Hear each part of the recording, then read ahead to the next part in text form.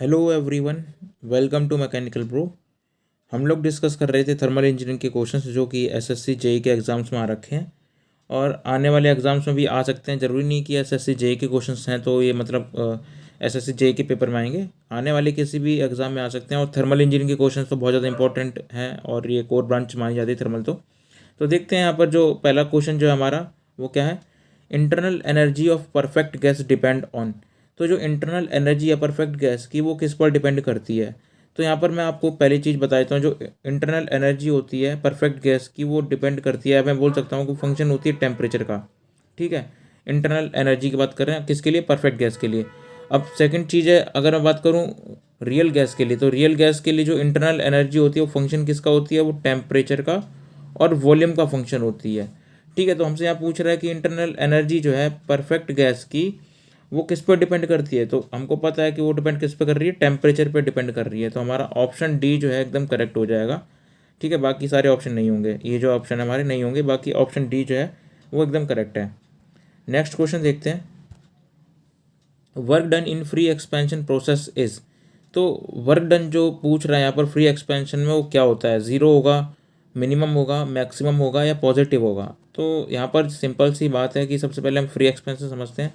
Free expansion क्या होता है, मान लेते हैं हम एक चैम्बर बनाते हैं, एक चैम्बर है, ठीक है, ये इंसुलेटेड चैम्बर है बिल्कुल, और इसमें दो पार्टीशन कर देता हूँ। ठीक है, दो पार्टीशन कर दिए, एक में हमने क्या करा, गैस भर दी, दूसरे में वैक्यूम है, इसमें वैक्यूम। अब जब मैं इस पार्टीशन को हटाऊंगा, इस पार्टीशन को जब हटाऊंगा तब क्या होगा, ये जो गैस है वो क्या करेगी, फ्री एक्सपेंड करेगी। और फ्री एक्सपेंड करेगी तो इस केस में इस दौरान क्या होगा कि जो हीट ट्रांसफ़र होगा वो जीरो होगा। ठीक, वर्क डन जो होगा वो भी जीरो होगा। तो यहाँ पर हम बोल सकते हैं कि जो वर्क डन होता है फ्री एक्सपेंशन में वो जीरो होता है। ठीक है, बहुत सिंपल सा क्वेश्चन है। अगर बाई चांस आ जाए कि हीट ट्रांसफ़र क्या होता है, वो भी जीरो होगा। ठीक है, तो दोनों ही यहाँ पर क्या है, जीरो ही है, वर्क भी जीरो है और हीट ट्रांसफ़र भी जीरो है। तो यहाँ पर जो हमारा ऑप्शन जो है ए एकदम करेक्ट हो जाएगा, जीरो। ठीक है, बहुत सिंपल सा क्वेश्चन था। नेक्स्ट क्वेश्चन जो है, during throttling process internal energy does not change, pressure does not change, volume does not change, enthalpy does not change. तो यहाँ हमसे पूछ रहा है थ्रोटलिंग प्रोसेस में कि इनमें से जो है वो क्या चेंज नहीं होता है। तो मैं बता दूँ थ्रोटलिंग प्रोसेस होता क्या है। सबसे पहले मान लेते हैं ये कोई हमारे पास एक पाइप है और इस पाइप में कोई ना कोई गैस फ्लो हो रही है, कोई ना कोई फ्लूइड फ्लो जो हो रहा है, और इस पाइप में मान लेते हैं क्रैक आ गया। जब ये क्रैक आ जाएगा यहाँ पर, तो यहाँ क्या हो जाएगा, यहाँ से जो गैस है वो बाहर निकलने लग जाएगी और इसी प्रोसेस को हम क्या बोलते हैं, थ्रॉटलिंग प्रोसेस बोलते हैं। ठीक है, अब इस केस में क्या होगा कि जो हमारा यहाँ पर जो वर्क डन होगा थ्रॉटलिंग प्रोसेस में वो एकदम जीरो होगा। ठीक, वर्क डन जीरो होगा, हीट ट्रांसफ़र जो होगा क्यू जो वो भी जीरो होगा। ठीक है, और यहाँ पर अगर मैं बात करूँ जो इंटरनल एनर्जी है, चेंज इन इंटरनल एनर्जी वो भी जीरो होगी। ठीक है, और जो एंथैल्पी की बात करते हैं तो एंथैल्पी जो है वो क्या रहेगी, कांस्टेंट रहेगी। तो H1 जो है वो H2 के बराबर रहेगी। तो एंथैल्पी जो है वो चेंज नहीं होगी, एंथैल्पी कांस्टेंट रहेगी। तो यहाँ पर देखते हैं कौन सा ऑप्शन सही है। तो हमारा एंथैल्पी जो है वो चेंज नहीं हो रही है, एंथैल्पी जो है वो कांस्टेंट रहती है। तो एंथैल्पी डज नॉट चेंज हमारा एकदम करेक्ट आंसर हो जाएगा थ्रॉटलिंग प्रोसेस में। नेक्स्ट क्वेश्चन देखते हैं।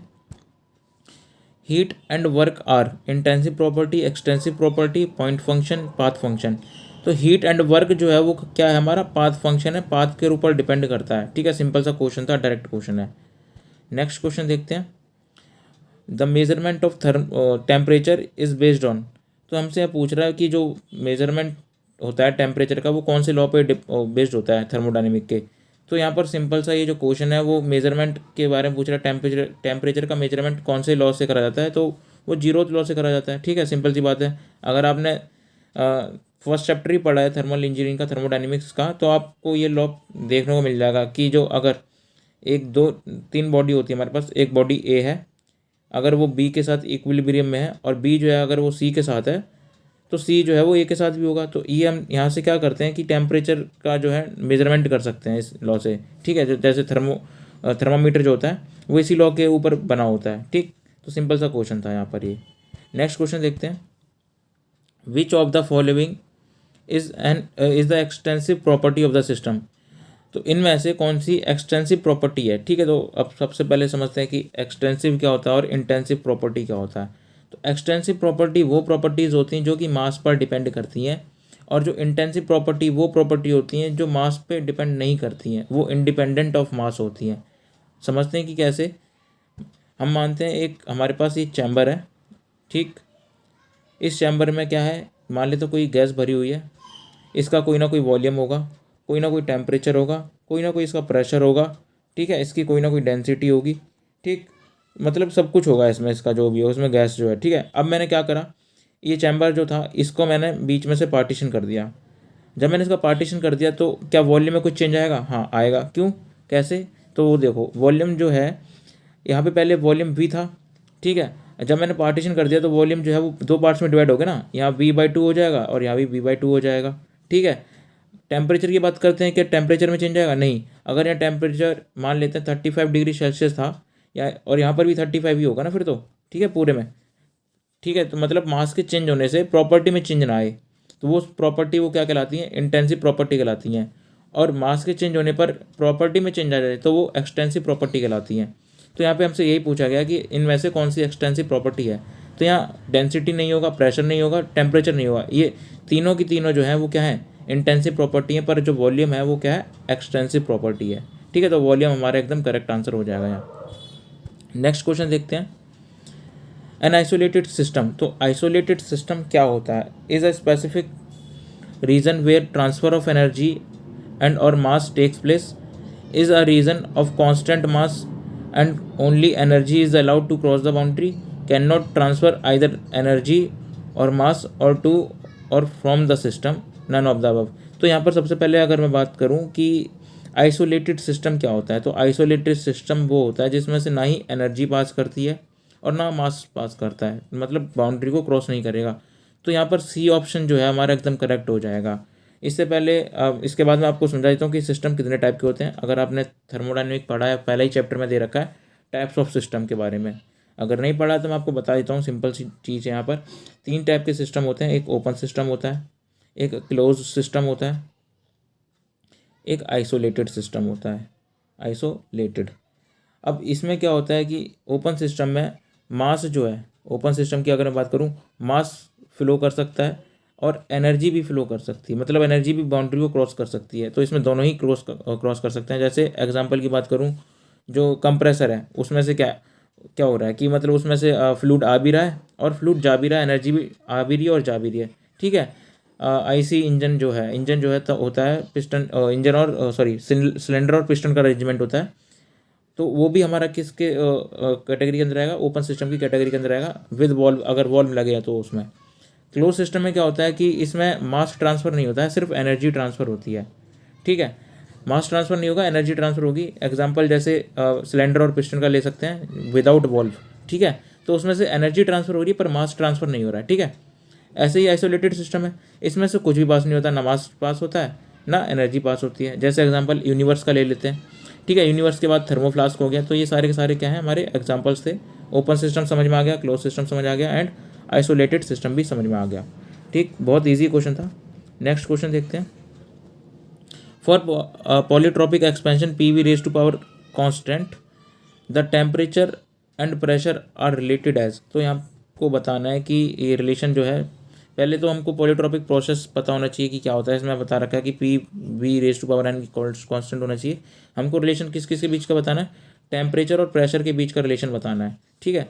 तो यहाँ पर मेन जो है वो हम देख लेते हैं एक बार। तो ये जो रिलेशन होता है वो कैसे होता है? T1/T2 is equal to P1/P2 raise to power whole raise to power n-1 divided by n is equal to V2/V1 whole raise to power n-1। हमको रिलेशन किसका बीच का बताना है? हमको बताना है टेम्परेचर और प्रेशर का। तो पॉलीट्रॉपिक के लिए ये रिलेशन जो है वो बन रहा है, ठीक है। तो देखते हैं कौन सा मैच कर रहा है। T1/T2 is equal to P1/P2 raise to power n-1, first वाला नहीं कर रहा है। T1/T2 is equal to P1/P2 raise to power n, ये सेकंड वाला भी नहीं कर रहा। n बाई कुछ है n-1, ठीक है, ये भी नहीं कर रहा।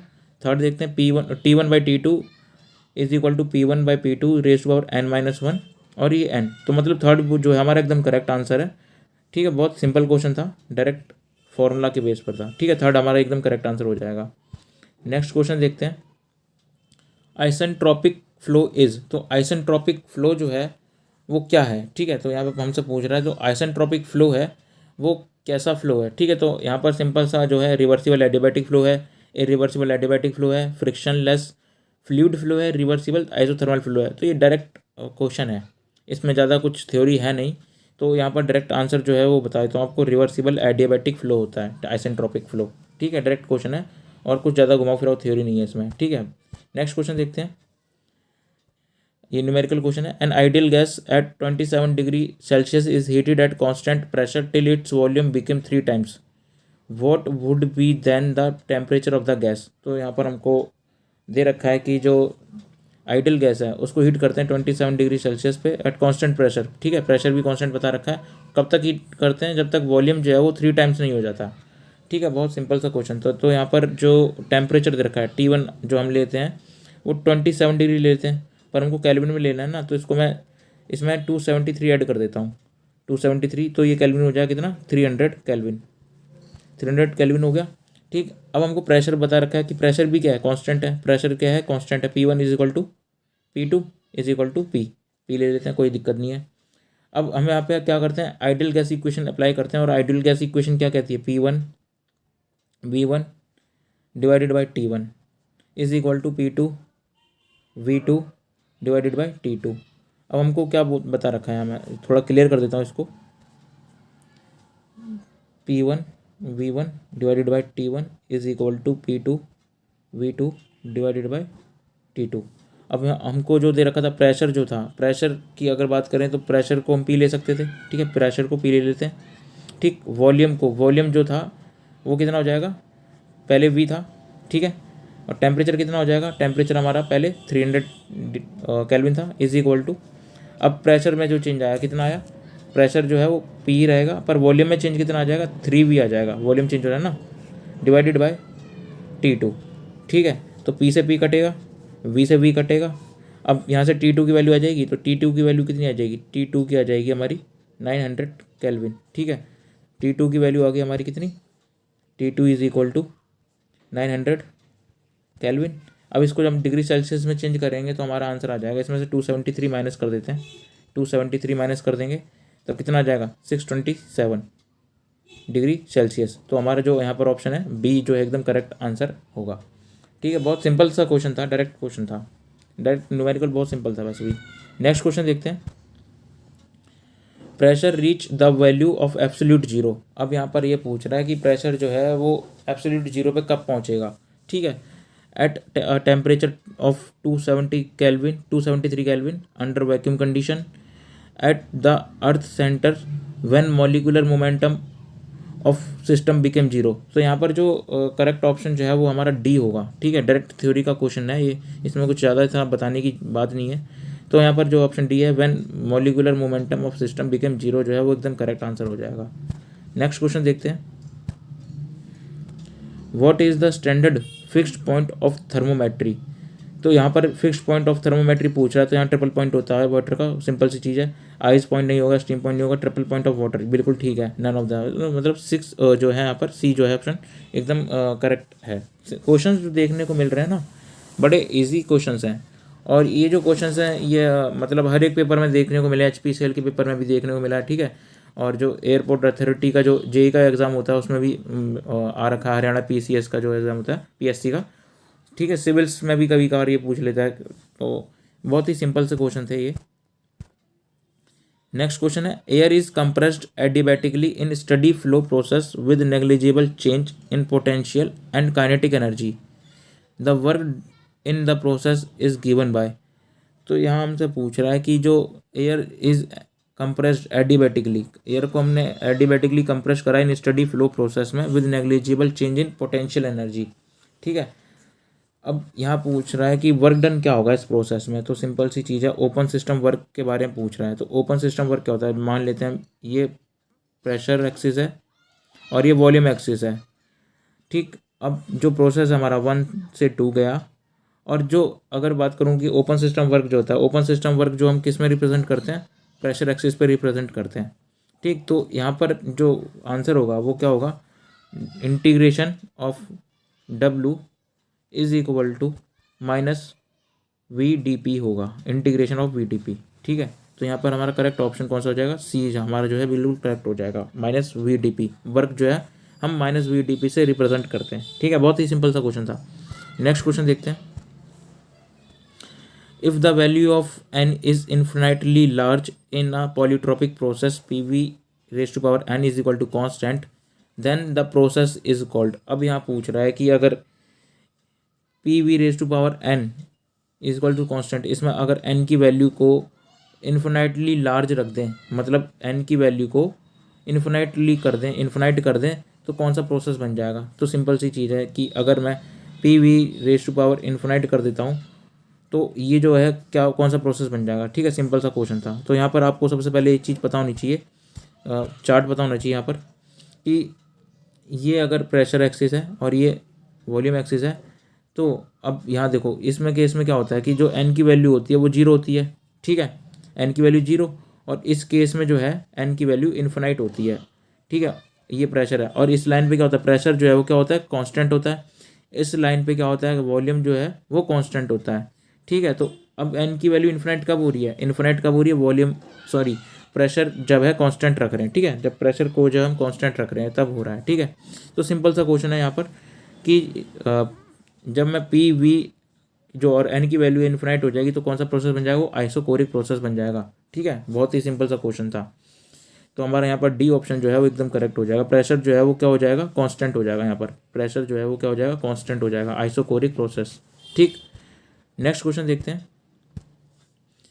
Change in enthalpy of a system is the heat supplied eight. तो यहाँ हमसे पूछ रहा है कि change in enthalpy of a system is heat supplied eight, change in enthalpy पूछ रहा है।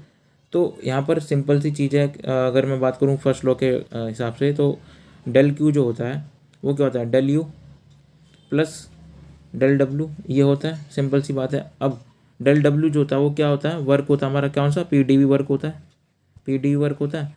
अगर मैं प्रेशर को कांस्टेंट कर देता हूँ तो जो हीट है वो किसके बराबर हो जाएगी, वो डेल U के बराबर हो जाएगी। ठीक है, तो सिंपल सी चीज़ है, यहाँ पर ये चीज़ समझ में आ गई। और जो हीट है, और हीट जो है वो अगर मैं बात करूँ यहाँ पर एंथैल्पी क्या होता है, एंथैल्पी होता है H is equal to U plus PV। ठीक, और प्रेशर कांस्टेंट है तो 0 हो गया। और एंथैल्पी अब देखा जाए तो किसके बराबर आ गई, इंटरनल एनर्जी के बराबर आ गई। बहुत ही सिंपल सा क्वेश्चन था। तो यहाँ पर हमारा जो ऑप्शन है, कांस्टेंट एंट्रोपी नहीं होगा, कांस्टेंट वॉल्यूम नहीं होगा, कांस्टेंट टेम्परेचर नहीं होगा, कांस्टेंट प्रेशर, तो डी हमारा एकदम करेक्ट ऑप्शन हो जाएगा। बहुत सिंपल क्वेश्चन था। ठीक है, नेक्स्ट क्वेश्चन देखते हैं। A process in which the working substance neither receive or nor give out heat to its surrounding during its expansion or compression is called. तो यहाँ हमसे पूछ रहा है कि ऐसा कौन सा प्रोसेस है जिसमें जो वर्किंग सब्सटेंस है वो ना हीट एब्जॉर्ब करता है, रिसीव करता है, और ना ही रिजेक्ट करता है। तो सिंपल सी चीज़ है, ये हमको पता है कि ये कौन सा प्रोसेस होता है, एडियाबैटिक प्रोसेस होता है। ठीक है, तो डी हमारा एकदम करेक्ट आंसर हो जाएगा। बहुत सिंपल डायरेक्ट क्वेश्चन पूछा गया था। नेक्स्ट क्वेश्चन देखते हैं।